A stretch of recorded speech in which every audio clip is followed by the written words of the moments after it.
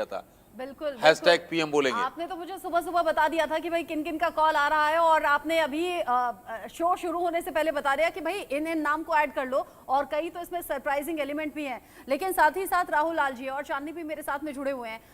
जो अभी T party चल रही होगी, अब हम देख रहे हैं ना पीएम मोदी, हालांकि बार बार राकेश के मुंह से भी ऐसा निकलता है, राजनाथ सिंह के आगे रक्षा मंत्री जुड़ जाता है, अमित शाह के आगे गृह मंत्री जुड़ा जाता है, और नरेंद्र मोदी को हमें पीएम जोड़कर ही बोलने की आदत हो गई है, हालांकि शाम में शपथ होनी है। लेकिन राहुल लाल जी, नरेंद्र मोदी जिनके आगे चाय जरूर रह रहकर जुड़ जाता है, कभी चाय वाला की तरह जुड़ जाता है, कभी चाय पर चर्चा की तरह जुड़ जाता है, अभी ये जो टी पार्टी चल रही होगी, क्या बात हो रही होगी? सिर्फ बधाई या कुछ और?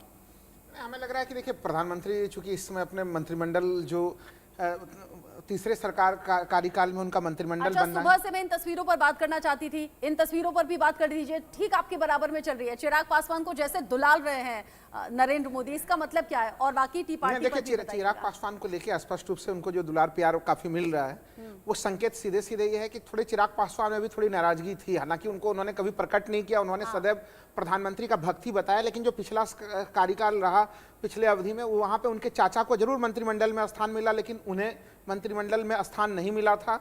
और ऐन वक्त पे चुनाव से पहले चाचा जो है कि वो एनडीए से बाहर हुए और चिराग पासवान एनडीए के भीतर हुए, और उन्होंने स्ट्राइक रेट जो उनका रहा, 5 टिकट चिराग पासवान को प्राप्त हुए और उन्होंने 5 के 5 जो है वो जिताए भी उन्होंने, समर्पित कर दिए। हाँ बिल्कुल, उन्होंने समर्पित किया। अब देखिए एक चीज और, जदयू की भी की तरफ से भी डिमांड में रेल मंत्रालय शामिल है। बिहार के नेताओं में रेल मंत्रालय का काफी ज्यादा क्रेज होता है। चिराग पासवान के पिताजी भी जो है कि वो रेल मंत्रालय, रामविलास पासवान भी जो है कि वो रेल मंत्रालय चलाते हुए रहे हैं वो। तो ऐसे स्थिति में क्या चिराग पासवान ने भी रेल मंत्रालय की कुछ डिमांड रखी है, या फिर प्रधानमंत्री के दुलार प्यार से ये संकेत मिलता है कि वो उन्हें रेल मंत्रालय उनको देने वाले हैं, या फिर उन्हें किस, चूंकि वो 5 सांसद हैं उनके। इस बात को मुझे लगता है राकेश और ज्यादा डिटेल में बताएंगे, क्योंकि राकेश बता रहे थे नरेंद्र मोदी ने कह दिया ना तो ब्रेकिंग न्यूज के चक्कर में पड़ना, ना अफवाहों के चक्कर में पड़ना। हमने तो भाई ब्रेकिंग यही चलाई थी कि बिना किसी शर्त के समर्थन मिला है सभी पार्टियों की तरफ से। ये कैसी चर्चा कर रहे हैं, रेल मंत्रालय मांग लिया?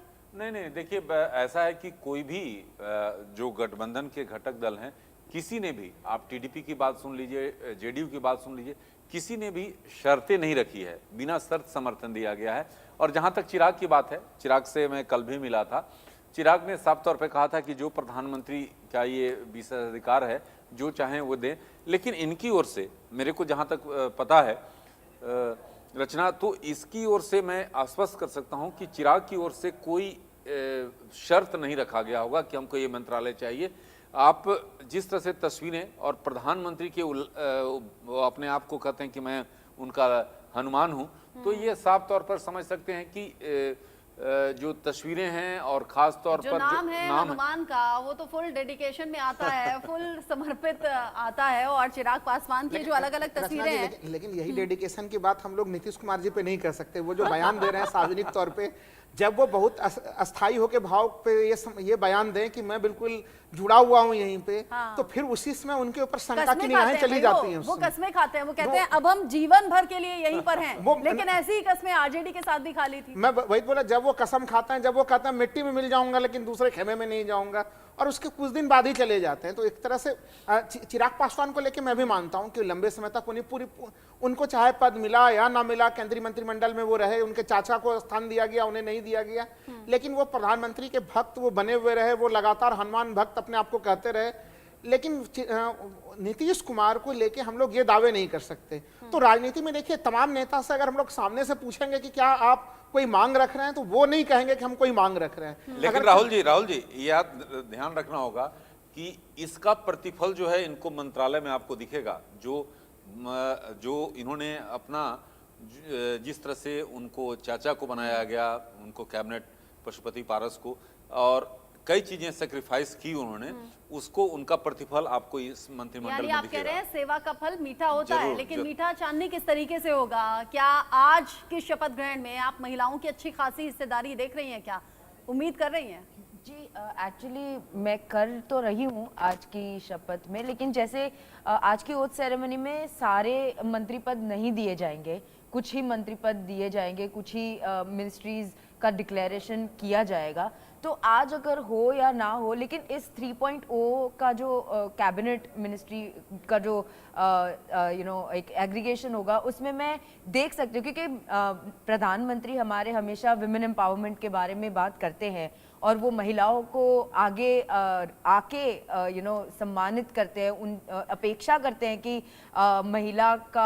महिलाओं का समावेश हो हर फील्ड में। और एक बात भी है कि इस टाइम वोटिंग में सबसे ज्यादा महिलाओं ने ही वोट किया है, तो ये भी एक फैक्टर है। मुझे लगता भाषणों है में भी तो बार बार हमने सुना महिलाएं, मेरी बहनें, और जी, साथ ही बिल्कुल। साथ युवाओं को उन्होंने बहुत ज्यादा खास बिल्कुल तरजीह दी है। बिल्कुल। और इस कैबिनेट में इस बार के चुनाव में एक्चुअली 30 के नीचे भी 5 से 6 ऐसे लोग हैं जो कि चुन के आए हैं, और एक यूथ फैक्टर भी इस बार एक कैबिनेट में देखने को मिलेगा। और जहां तक कि ये बात है कि लोगों ने ये मिनिस्ट्री मांगी है या नहीं मांगी, मैं कह रही हूँ मांग भी अगर करी है तो इसमें कोई गलत बात नहीं है। एक एक्सपेक्टेशन होना कि हमने अगर समर्थन दिया है और हमको ये चीज़ अगर मिलनी चाहिए, ये एक नेगोशिएशन की बात होती है, ये उस लेवल पे बात, जैसे कहते हैं कि हम स्पेकुलेट नहीं करते हैं अभी से कि किसको क्या मिलना है, लेकिन अगर इंतजार तो है लेकिन अनुमान भी है। और टीवी स्क्रीन की जो तैयारी है वो बता रही है, नीचे की पट्टी में हम देख रहे हैं 7 घंटे 29 मिनट 33 सेकंड, अब तो 32, 31, 30 ये कम होता जाएगा टाइम, जैसे जैसे शाम 7:15 बजे का टाइम नजदीक आएगा, यानी कि नरेंद्र मोदी एक बार फिर से देश में प्रधानमंत्री के तौर पर शपथ लेने वाले हैं, और ये लगातार तीसरी बार हो रहा है। साथ ही साथ साइड में आप जो ग्राफिक्स देख रहे हैं वहां पर आप देख रहे हैं उन सभी चेहरों के नाम जो संभावित हैं, और इनमें से कई तो ऐसे हैं जिन्हें फोन कॉल्स आ चुके हैं, यानी कि उनका मंत्री बनना तय है। लेकिन राकेश जो मेरे साथ में है आजकल बड़ा अपनी डाइट पर ध्यान देते हैं, और जब मैं उनसे पूछती हूं तो कहते हैं भाई देश के पीएम नरेंद्र मोदी जब ये डाइट फॉलो कर सकते हैं तो मैं क्यों नहीं। वो योग साधना करते हैं, वो डाइट फॉलो करते हैं, कुछ भी तला भुना या ऐसा कुछ नहीं खाते, लाइट भोजन करते हैं, बड़े विचारों से आप इंस्पायर हैं। लेकिन आज शाम 7:15 बजे को लेकर आपकी अपनी खास तैयारी क्या है? देखिए, जहाँ तक पूरा देश ही नहीं बल्कि पूरा विश्व की नज़र है कि आखिरकार मोदी 3.0 में किन किन चेहरों को शामिल किया जा रहा है, किस तरह से घटक दलों, क्योंकि प्रधानमंत्री नरेंद्र मोदी या जिस तरह से अब तक नरेंद्र मोदी जी ने जो सरकार चलाई, चाहे अगर बात करें मुख्यमंत्री के तौर पर गुजरात में, या 10 साल उन्होंने जिस तरह से सरकार चलाई यहाँ केंद्र में, अब इस बार जो है गठबंधन की सरकार है, तो उसमें किस तरह से समन्वय रखा जाएगा, सबकी नजरें हैं और हम भी इस पर नजर बनाए रखे हुए हैं। अच्छा, शपथ ग्रहण राष्ट्रपति भवन में है, तैयारियां खूब हैं, लेकिन नया सूट आप पहनकर आए हैं, शाम में पहुंच रहे हैं क्या आप? अरे नहीं, देखिए ये नया सूट नहीं है, लेकिन खास तौर पर चमक तो रहा है और चेहरे की चमक भी बढ़ी हुई है। देखिए रचना, आपने साफ तौर पे कहा था, मैं स्टूडियो में आना नहीं चाह रहा था, लेकिन आपने कहा नहीं स्टूडियो में आना होगा और आज का दिन काफ़ी अहम है और मुझे वहाँ अपने ऑफिस से बहुत चीज़ कोऑर्डिनेट लगातार करना है, कहाँ पर मूवमेंट हो रहा है, कहाँ पर हम इंटरव्यू कर सकते हैं। देखिए ITV नेटवर्क वाला चैनल था जो कि रामनाथ ठाकुर को ऑन कैमरे पर हमने पकड़ा और उन्होंने कहा कि हाँ हमें मिल गया है, हमारे पास आ गया फोन, भाई मैं तो शपथ ले रहा हूं। अच्छा, हरियाणा से भी 2 नाम कंफर्म हो गए हैं, आप अपनी टीम के साथ लगातार कोऑर्डिनेट कर रहे हैं, एक तो मनोहर लाल और एक राव इंद्रजीत सिंह, 2 नाम कंफर्म है जिन्हें फोन कॉल जा चुका है।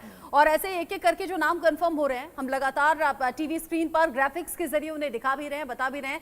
लेकिन इस बार ये भी समझना होगा कि बीजेपी ने अकेले बहुमत पर सरकार नहीं बनाई है जैसे 2014 और 2019 में बनाई।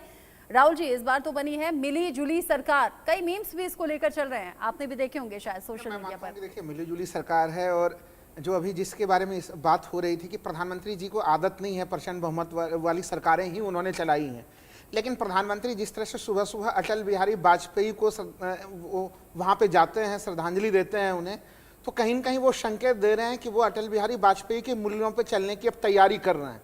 अगर प्रधानमंत्री उन्हीं मूल्यों पे तैयारी करेंगे तो हमें लग रहा है कि तब तो उन्हें कोई दिक्कत नहीं होगी, लेकिन अगर वो थोड़े भी पुराने फॉर्म में आएंगे तो फिर उन्हें सरकार चलाने में होगी, तब उन्हें परेशानी हो जाएगी। और टीडीपी को लेके हम लोग तमाम ये बात करते हैं कि अलग अलग क्षेत्रीय दल जो है कि वो मंत्रालयों की मांग करते हैं, लेकिन टीडीपी की एक पुरानी जो है कि अगर हम लोग देखें, अच्छा टीडीपी और जेडीयू में हम ऐसा ना हो उलझे रह जाएं और कई ब्रेकिंग न्यूज हमसे छूट जाएं। इस वक्त बहुत सी बड़ी खबरें हैं।